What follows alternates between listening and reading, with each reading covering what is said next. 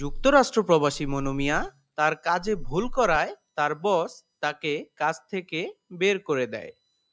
তারপর তিনি তার পরিবারকে একথা জানায় এবং ফোন দিয়ে বলে, ময়না, আমার চাকরিটা আর নাই ময়না, আমার চাকরিটা আর নাই। এখন আর কিছু করার নাই ময়না, আমি আর বিদেশে থাকতে পারুম না ময়না, আমার দেশে চইলা আইতে হইবে। তোমার এইসব নেকা কান্না বাদ দাও তো। তুমি আর আমার সাথে কথা বলবে না।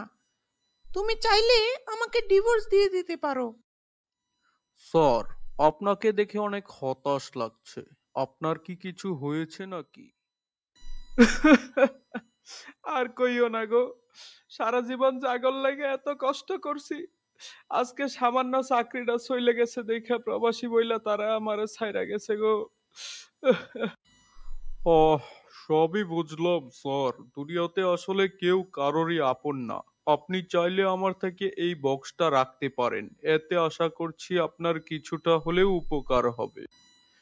তারপর মনু মিয়া কোনো কিছু না ভেবেই ওয়েটারের দেয়া সেই বক্সটাকে নিয়ে বাসায় চলে আসলেন।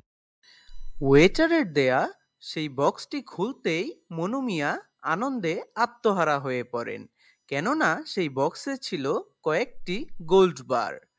সুতরাং মনু মিয়ার দুঃখ ঘুচে গেল, সুখের দিন এসে গেল এবং মনু মিয়ার যে স্ত্রী তার খারাপ সময়ে তাকে ছেড়ে চলে গিয়েছিল, মনু মিয়ার তাকে নিয়ে আর কোনো আফসোস রইল না এবং মনু মিয়ার কষ্টের দিন শেষ হলো।